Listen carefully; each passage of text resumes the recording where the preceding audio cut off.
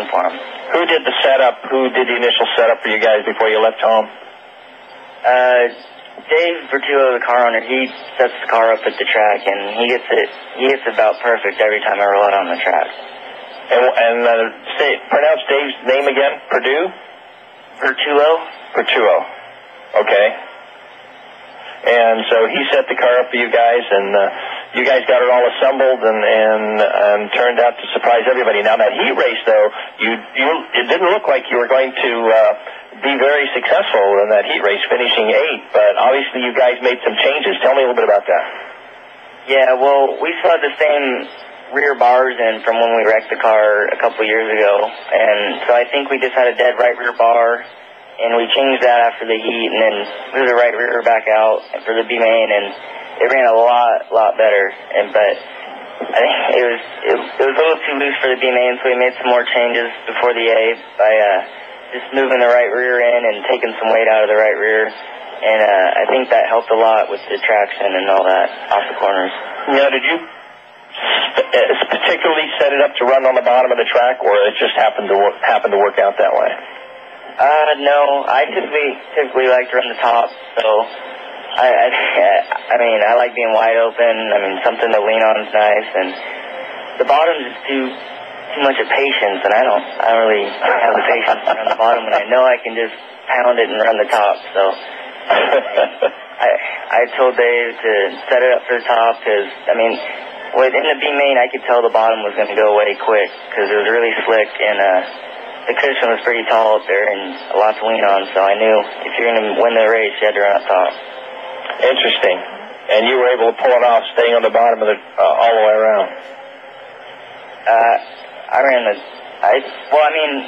top to get by most of the guys, and then once we got the lappers, they were all running up top, and I tried the bottom, but I didn't want to spend too much time down there because I knew Sean Becker was coming behind me. Yeah, that's true. David? Okay, and so you really, but it was interesting is you ended up with Tarleton and both Brent Keating on your tail there towards that end, and they were up on the top coming at you. Yeah, I think Sean Becker was in second on the last restart, but he had a flat tire going down on his right rear, so Tommy and Brent both got by him, and I held out for the victory, so it was a good race. When you pulled off that track record, what were you thinking? I mean, did you think you were going to have that quick a time? I actually didn't think my laps were that good because I was all over the place. But the spring on the throttle fell off, so it wasn't returning, and it was just laying on the floor, so I couldn't lift. So, I mean, I think that helped us. So you just stayed full throttle all the way around? Yep. That's great. That's really great. And so which car are you running tonight? Is this your regular car now that you'll be running with a 410 cubic inch motor?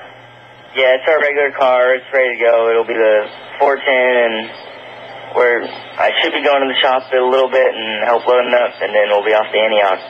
All right, outstanding. Glad you could call and talk to us a little bit. Now, in regards to when you started, what was the first sprint car you ran when you were 14?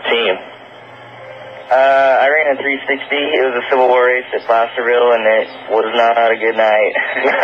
He destroyed a car. Did you really? Yeah. Oh, no. Well, it was a good thing Dave stuck it with me, because that first night was not too good at all. He could have sent you down the road then, huh? Yeah, he could have fired me after that night.